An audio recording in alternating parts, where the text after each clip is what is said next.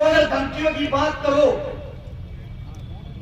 मेरी औरत जब मैं घर से निकलता हूं ये कहती है पता नहीं वापिस आएगा या नहीं। मेरी औरत जिसके साथ मेरी शादी हो रही है उसके पेट में दूसरा बच्चा है, मेरे को यह भी यकीन नहीं है मैं उसका मुंह देख पाऊंगा या नहीं। जिस दिन से नूह मेवात के ऊपर मैं बोला, मैंने शुरुआत की ऐसी धमकियां ऐसे आदमियों की, सुबह मार देंगे शाम मार देंगे, फिर भी मैं एक बात कहता हूं इस सरकार को, समय तुम्हारा, राज तुम्हारा, हिम्मत है तो मार लेना। अगर मेरे बुजुर्ग जाग गए, इनका समय आ गया, इन लोगों ने हमारे को ताकत दे दी, हम भागने का मौका नहीं देंगे। भारत शिकारा की तरफ से आप सभी के चरणों में हाथ जोड़कर राम राम, सत श्री अकाल, अस्सलाम वालेकुम। अब बात आती है, हिंदुस्तान था जब हम सब एक थे, आजादी के बाद हम हिंदू मुसलमान कैसे हो गए? हमारे को सर्टिफिकेट कौन बन रहा है? वो संघ जिसने अंग्रेजों की खाकी चड्डी पहननी शुरू की, खाकी चड्डी पहनकर वो संघ हमारे को सर्टिफिकेट दे रहा कि तू हिंदुस्तानी है, तू हिंदू है, तू मुसलमान है। मैं एक बात कहता हूं, अगर किसी के पास हो इस महफिल के अंदर, अगर संघ के अंदर किसी ने कोई कुर्बानी दी हो, संघ वाले किसी आदमी ने आजादी के लिए कहीं खून पाया हो, उसका नाम मुझे बताना पड़े, ऑफिस में फोटो लगवाऊंगा। एक आदमी ढूंढ के बता देना। संघ तो वो बड़ा नंग है जिसने हमारे को अलग कर दिया। अब बात आती है नूह मेवात और मेवातियों की। मेवाती लोग मेव कौन है? सबसे पहले हिंदुस्तान की जो गिनती हुई जनसंख्या की 1971 और 72 में, उस टाइम आप लोगों की गिनती करी गई हिंदुओं में।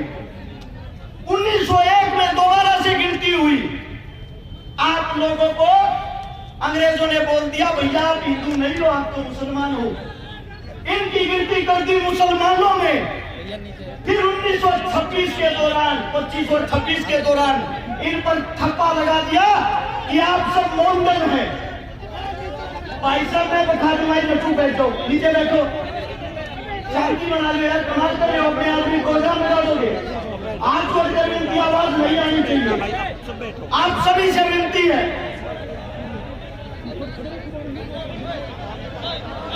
आप सभी साथियों को इतना कहूंगा, आप लोगों पर ठप्पा लगा के बना दिया कि आप मुसलमान हो। 1947 में जब हम आजाद हुए, आजाद के बाद हमारे बीच में एक गुजरों को टूल किट के रूप में इस्तेमाल करते हैं यहाँ मेवात में। एक बड़े भाई, वैसे तो मैं अभी आपके बीच में गुजरी था, पर गुजरों की तरफ से प्यार मोहब्बत का पैगाम लेकर उत्तर प्रदेश से समाजवादी पार्टी के विधायक चौधरी अतुल प्रधान जी हमारे बीच में प्रधान हुए।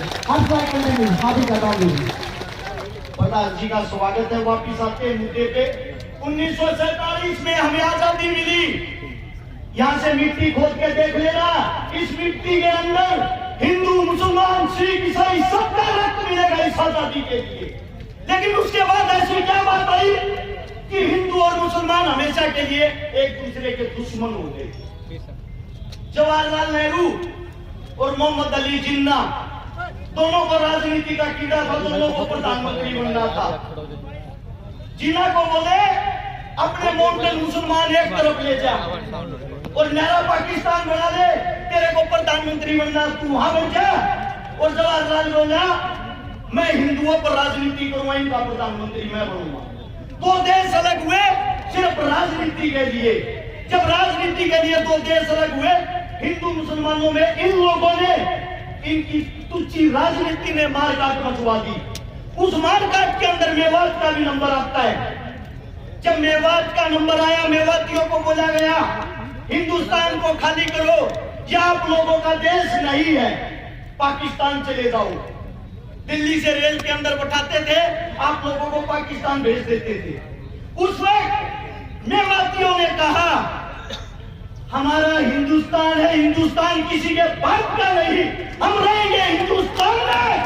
और अगर पाकिस्तान लेके जाना है तो हमारी लाश को लेके जा सकते हो, जिंदा मेवाती को नहीं।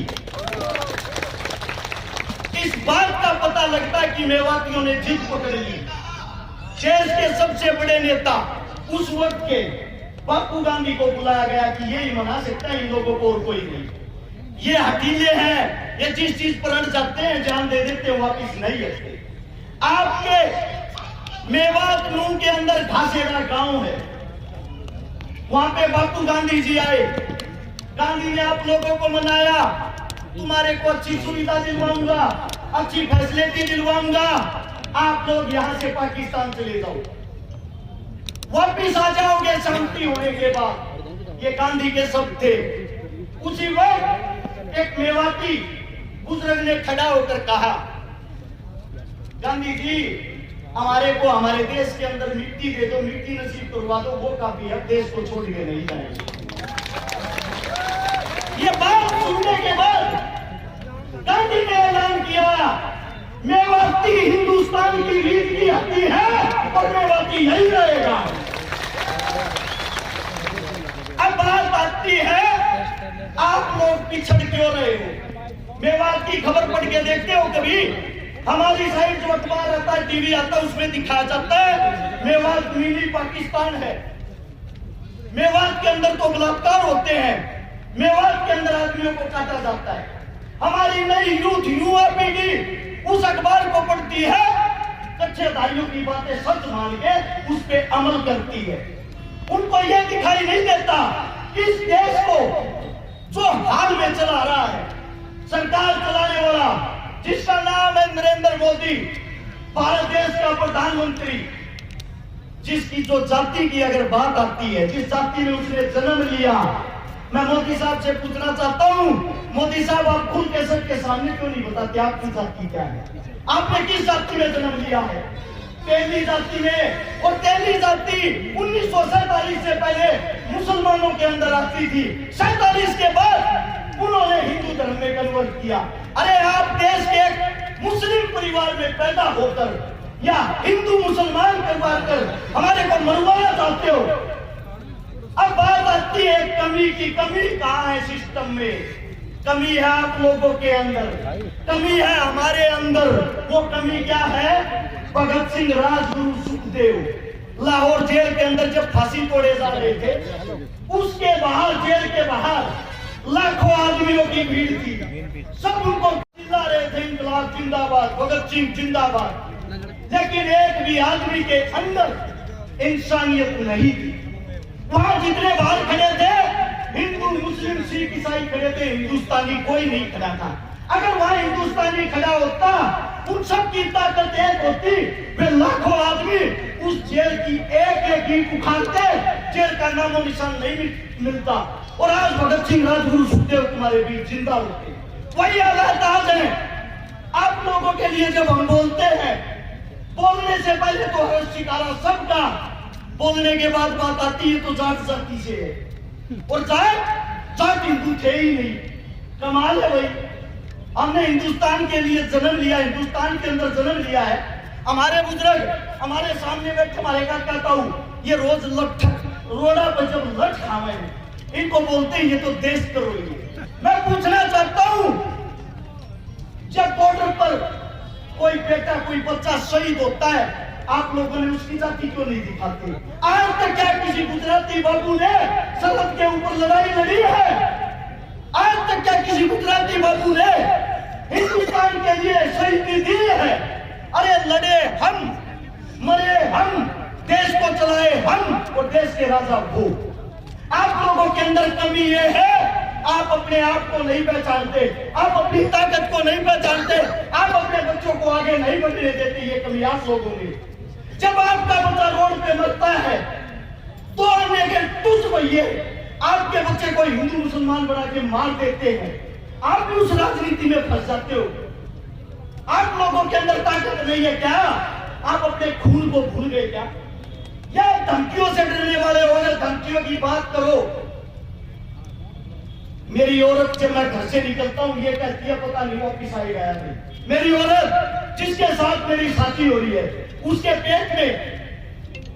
पेट में दूसरा बच्चा है, मेरे को यह भी यकीन नहीं है मैं उसका मुंह देख पाऊंगा या नहीं। जिस दिन से नूह मेवात के ऊपर मैं बोला, मैंने शुरुआत की ऐसी ऐसी धमकियां ऐसे ऐसे आदमियों की, सुबह मार देंगे शाम मार देंगे। फिर भी मैं एक बात कहता हूं इस सरकार को, समय तुम्हारा, राज तुम्हारा, हिम्मत है तो मार लेना।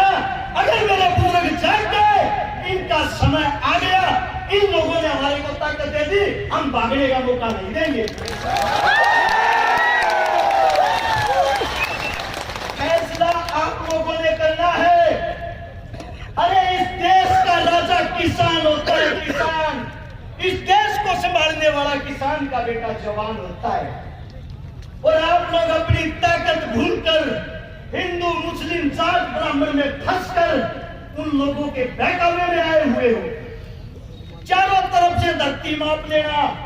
हर 7 किलोमीटर पर एक मंदिर मिलेगा, हर 12 किलोमीटर पर एक मस्जिद मिलेगी, हर 5 किलोमीटर पर पीर बाबा मिलेगा।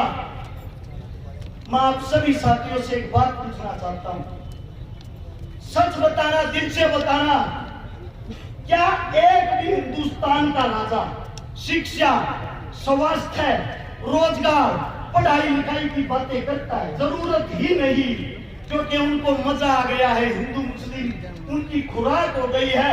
आप लोगों को लड़ाओ, कुर्सी पाओ और फिर आप लोग भाड़ में जाओ। अरे आप लोग कब जागोगे? मैं आप लोगों से सिर्फ एक बात कहना चाहता हूं, अगर आप लोग इस मेवात की पंचायत को बिना किसी निरीक्षण के वापिस अपने घर चले जाते हो, आपके बेटे, आपके उन बच्चों की उम्मीदें टूट जाएंगी जो आज हमको धमकियां देते हैं।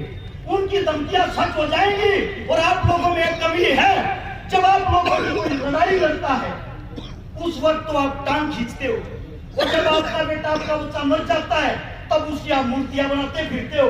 अरे जीते जी अपने का हाथ पकड़ के क्यों नहीं जीतते, टांग पकड़ना छोड़ के?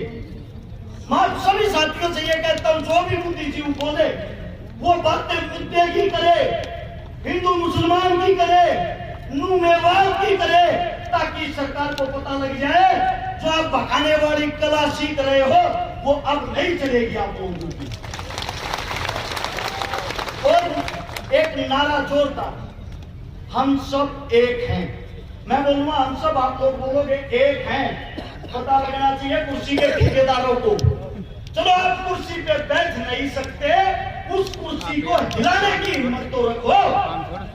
हम सब इंकलाब, इंकलाब। कोई मेरे मुख से गलत शब्द, गलत बात निकली, आपका बच्चा, आपका बेटा, हाथ जोड़ के आपके चरणों में माफी चाहता हूँ। राम राम, नमस्कार, जय हिंद।